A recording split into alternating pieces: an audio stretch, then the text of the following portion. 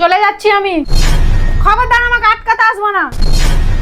আমার পক্ষে তোমার এই অভাবে সংসারে আর থাকা সম্ভব হচ্ছে না। আমি আর পারবো না তোমার এই অভাবে সংসারে থাকতে। বউয়ের শখ যখন পূরণ করতে পারবে না তখন বিয়ে করেছিলে কিসের জন্য? থাকো তুমি তোমার বাড়িতে, গেলাম আমি।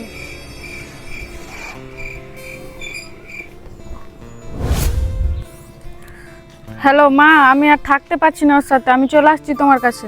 কেন মা, জামাইয়ের সাথে ঝগড়া করেছিস নাকি? বিয়ের পর থেকে ওর সংসারে অভাব লেগেই আছে, আমি আর ওর সাথে সংসার করতে পারবো না। যখন তোর বাবার খারাপ সময় ছিল তখন তোর বাবার সাথে আমি ছিলাম। যদি আমি তখন চলে আসতাম তাহলে তোর কি হতো? তুই তো তখন এতিম হতি। তোর বাচ্চার বাবার পরিচয় কি দিবি সেটা কি তুই একবারও ভেবে দেখেছিস? আমার মনে হয় কি, স্বামীর বিপদে প্রত্যেক স্ত্রীর স্বামীর পাশে থাকা উচিত। আর বাপের বাড়ি সেদিনই আসবি যেদিন তোর স্বামীকে সাথে নিয়ে আসতে পারবি। আর হ্যাঁ, এখন মাথাটা ঠান্ডা করে তুই তোর স্বামীর কাছে চলে যা। আর হ্যাঁ শোন, প্রত্যেকটা পুরুষের সফলতার পেছনে তার স্ত্রীর পাশে থাকাটা সব থেকে বেশি জরুরি।